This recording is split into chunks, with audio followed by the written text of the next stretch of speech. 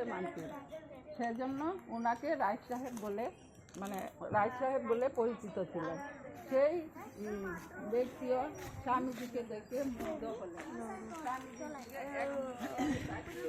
হঠাৎ বলে উঠলেন, আপনি পরিচয়পত্র নেই, আপনার কাছে পরিচয়পত্র দেওয়া মানে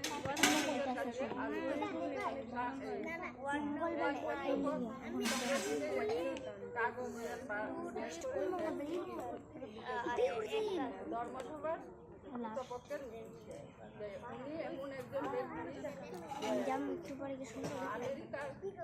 আমি আর বোনও থাকি আমিও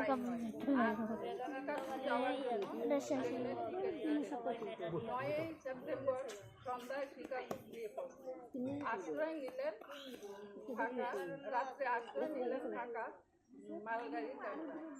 সকাল হলো, ঘুম ভাঙলো, কিন্তু খুব ক্ষুধার্ত। কি করবেন?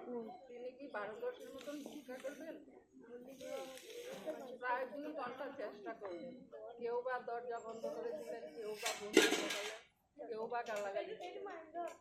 তিনি সম্পূর্ণ অবসন্ন হয়ে একটা রাস্তার ধারে বসে পড়লেন। না, আমি আর কিছু করবো না, যা করার যিনি আমাকে পাঠিয়েছেন তিনি।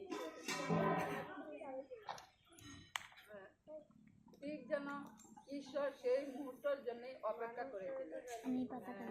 বিপরীতের বাড়ি থেকে এক মহিলা স্বামী এগিয়ে এসে বললেন, আপনি কি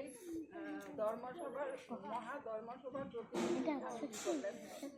মহিলা সসম্মানে বাড়িতে নিয়ে গেলেন। আমার কাছে বিকেলে আমারটা খয়েরি কেন ধর্মসভার অফিসে গোল্ডেন গুটি গুটি গুটি গুটি আছে গোল্ডেন আটটা গুটি আছে তোকে সেটা না আমারটা খয়েরি না ওটা আর পিন্ধামু হ্যাঁ সুন্দর সুন্দর সনাতন ধর্মের প্রতিনিধি ওই যে খেলতে আছে 11 সেপ্টেম্বর সোমবার 10টায় ধর্মসভা দিতে পারেন না, কারণ তিনারও হাত পা কাটছিল, এমন জিহ্বা পর্যন্ত শুকিয়ে গিয়েছিল। আর মনে মনে ভাবছিল, আমি এতটা না এগুলোই পারতাম। দ্বিতীয় অধিবেশনের 4 জনের পর আমি মা সরস্বতীকে স্মরণ করে ঈশ্বরকে স্মরণ করে sister and brother of America, হে আমেরিকাবাসীগণ, আমার বোন ও ভাইয়েরা, কোনো ধর্মচ্যুত নয়, যত মত আমার গুরুদেব বলবেন,